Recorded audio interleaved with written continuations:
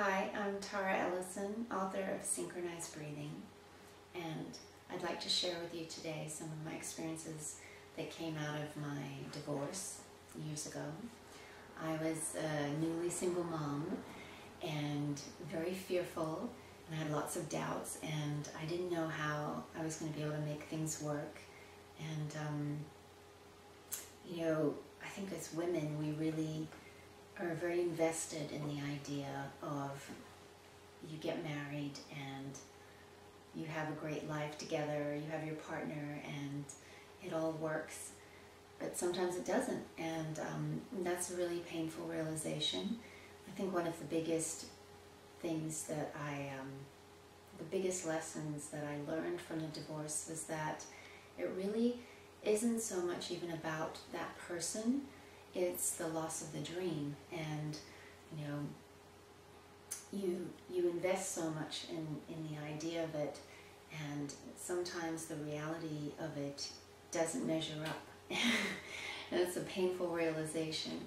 So I think if I had to do something, if I had to do it over again, I would meet that head on and realize that, and give myself time to grieve and mourn the loss of the dream. I think I really tried to distract myself and be busy, or date, or just anything to avoid looking at what was really going on. I just thought, you know what, it should be a lot better by now. I didn't give myself enough time to really process things.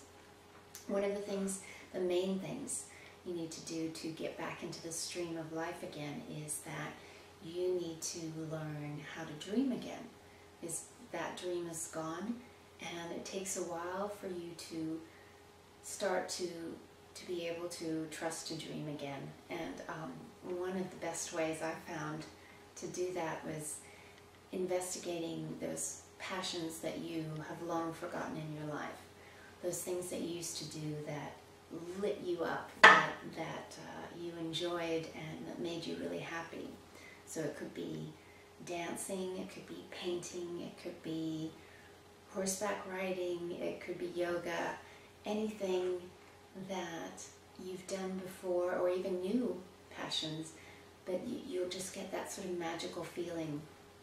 For me, it was writing. That was something I had always loved, and I started writing as a way to cope with all the free time I suddenly had when my daughter was with her dad. I felt desperately alone, and and I really had a hard time at that point.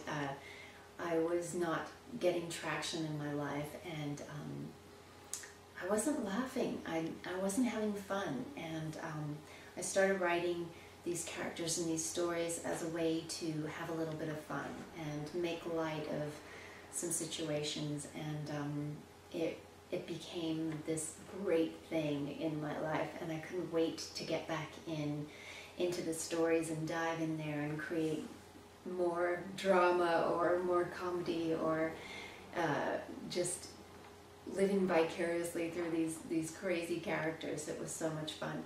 And it just helped make me so much more alive, because I had a focus and a purpose other than being a mom and other than working. It was just this little thing that I did for myself that really made a huge difference in my life.